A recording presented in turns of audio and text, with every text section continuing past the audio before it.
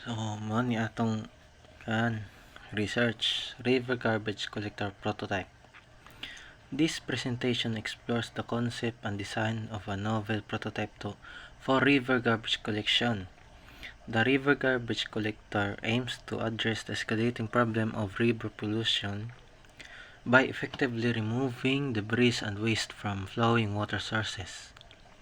By combining innovative design principles with robust functionality, this prototype holds the potential to significantly contribute to the preservation of aquatic ecosystems and enhance the overall health of our rivers. So, diri sa atong introduction is ipakita nato kung unsa ang aim sa ato ang river garbage collector na prototype. Ug mao na ang pag-address sa nagkataas nga problema sa river pollution by effectively removing debris and waste. So kanang sa pagkuha sa mga basura nga maglutaw-lutaw sa mga flowing water sources nato like mga sapa, mga rivers. Then kani pod nga river garbage collector prototype kay napod ni siya potential nga maka-contribute gyud sa pag-preserve sa atong aquatic ecosystems. Then diri research objective, reduce river pollution. Mani ang unang research objective na to. The river garbage collector aims to reduce the volume of plastic and other debris accumulating in rivers, thereby mitigating the harmful effects on aquatic life and ecosystems. So, sabot naman diri sa reduce river pollution. Nag-aim ta nga kuha ng river pollution sa atong community, kanang reduce ang volume sa plastics, mga debris nga magpundo sa atong mga rivers, og maka-mitigate pod og mitigate kanang makuhaan ba nga na makuhaan ang harmful effects diya sa aquatic life og ecosystems. Then improve water quality. By removing garbage, the prototype will contribute to improving water quality, creating a healthier environment for aquatic organisms and benefiting surrounding communities. So, masabot naman improve water quality kay ang ato ang prototype mo kuha man basura sa kanang naglutaw sa mga rivers. So kung makuha ng mga basura, ma-improve na pud ang atong water quality kay mas ma-healthier naman ang environment sa tubig sa atong rivers kay wala na basura.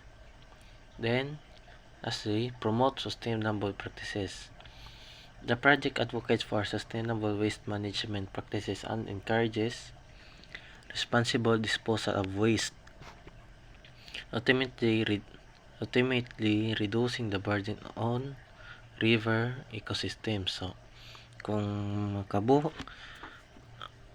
buhat na to ani nga research prototype ng river garbage collector is makita man sa mga tawo nga muni kanang nindot gid siya og kanang effects kuan yung mga basura. Then maka-advocate po ni siya sa mga tao nga mubuhat ang mga sakto, cut-on na po sila sustainable waste management practices ug responsible na po sila. Then dari mo ni atong mga prior designs or sa prior image ni. First is floating barriers. First is boom barriers. Boom barriers are commonly used to contain oil spills and prevent floating debris from reaching sensitive areas. They typically consist of a long, flexible boom anchored to the riverbank. creating a barrier across the water. So mo ni siya kaning orange mo ni siya ang boom barriers, pero ang naka apan ani yang ug sa pros and cons pa, ang cons ani niya kay sa babaw ra ang iyang maalihan kung kanang naay pananglitan ng mga basurang manglutaw. Kung naay basurang mag-agi sa ilalom, makalusot gyapon. Then floating nets. Floating nets are deployed to collect floating debris like plastic bottles, bags, and other lightweight materials. These nets are designed to skim the surface of the water and trap debris within their mesh. So floating nets, mara po siya boom barriers, pero kani siya kay net yung gamit din. Mas kani siya mas mas effective ni siya kaysa sa boom barriers kay kanang mga sangit nitong mga basura ni niya og naay kanang manglutaw, pero kanang siya medyo lisod-lisod gid ko kay masangit man sa net. Then third one is kaning mechanical collector nga conveyor belt systems. Conveyor belt systems are used in industrial settings for waste collection and transport. Some systems have been adapted for river cleanup, utilizing a belt to collect debris from water surface and transport it to a designated collection point. So, ano siya mo conveyor belt, magtuyok po siya. Gikan sa ubos, tuyok na siya padung sa babaw. Pero ang nakakanan niya is gamay ra siya masakop nga area. Og naay basura nga mapunta sa kilid, di na niya kuha. Muagi ra na diya sa daplin diri. Mo ni ang atong prototype design sa river garbage collector. Mo ni ang specifications nga double-sided collection. The river garbage collector prototype is designed with two rotating nets, which is attached to conveyor belts positioned on each side of the river to maximize collection efficiency. This allows the system to capture debris flowing in both directions of the river. So kanang naman double-sided collection, so mag-atbang na sila duha ka net nga nakasumpay sa naka-attach sa conveyor belts. Then multi-layer nets. Each net is composed of multiple layers, each with different mesh size to capture a wide range of debris from small plastic particles to larger branches and logs. So di ni siya laos-laos nga kan usa ra ka net. Kung panitan og sa kan pa naay net nga musala sa branches na musala sa mga gagmay ng mga plastic bottles nga na. Then rotating mechanism. The nets rotate sidewards continuously, allowing them to effectively filter the water and trap debris as it flows through the system. This ensures a consistent and efficient collection process. So kaning atong nets ani nga duha ka book is magtuyok ni sila pa sidewards padulong sa riverbank kanang sa daplin sa river. Kay dito puntang mga basura aron dili magpundok sa river. Then diri power source and control sa atong prototype. Ang atong power source is number 1, the solar power. Solar panels provide a sustainable, environmental friendly power source for the system. So di ni siya magamit gasolina, di magamit kuryente sa kanang connect sa mga power plant nga na. Then bisag burn out mo andar gyapon ni siya. Then microprocessor control. A microprocessor controls the system's operations, including the rotation of the nets, data collection, and power management. Dere magamit ta og microprocessor to control the mechanism sa atong prototype kay kani medyo dako man gid siya, especially kung kanang ang river nato is dako pod. Then automatic operations. The system operates autonomously, automatically adjusting its operation based on real-time conditions. So maka-automatic na siya pananglitan kanang naabay bagyo nga nabay simbakog nay sa mga part nga na ay mga bulkan nga buto niya nailahar diha moagi sa river. Pwede man mo automatic og hunong ang atong prototype kay og kay magapadayon na siya mas dako man ang damage kung panitan dili makaya sa atong kanang river garbage collector. Next is ang storage and retrieval sa ang garbage nga gikan sa nga nasala sa atong prototype. Sa collection is as the net rotates kay padung man sidewards, debris is collected and accumulates in the storage containers located at the end of each net. So tuyo ka niya igabot sa tumoy diri sa river bank is nasiyay storage containers para sa mga basura og diha masulod ang basura. Then retrieval.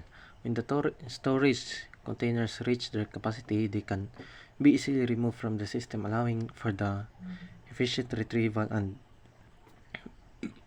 disposal of collected garbage. So kani siya kinahanglan gining tagdon og kanang retrieve kung panitan hapit na pupuno ang containers. Then disposal. The collected garbage can then be sorted and disposed of properly, either through recycling or landfilling, depending on the type of debris. So kung panitan ka ng mga bottles, pwede nato i-recycle.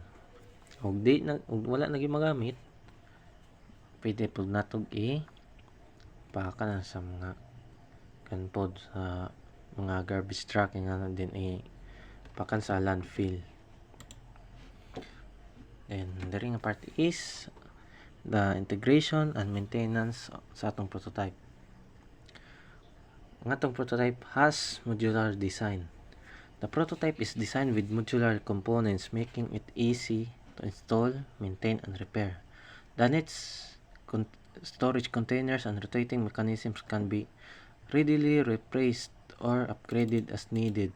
So modular pasabot ana is linked siya or segmental kanang or sectional kanang wala dili siya tibuok gid kayo ba nga kan siya kanang by part siya dili siya nga dili siya sumpay gyud nga asin sumpay nga dili na tangtang kanang by part siya kung gusto ka kuha ang net pwede ra nimo makuha ang net din ang uban nga parts kay dili ra bungkagon.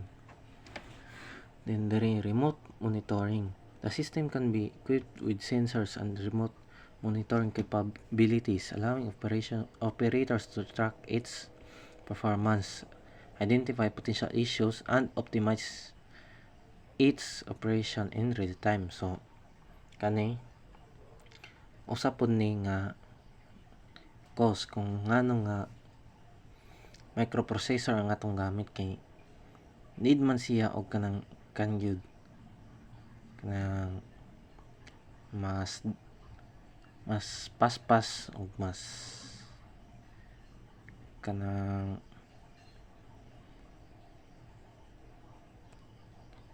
mas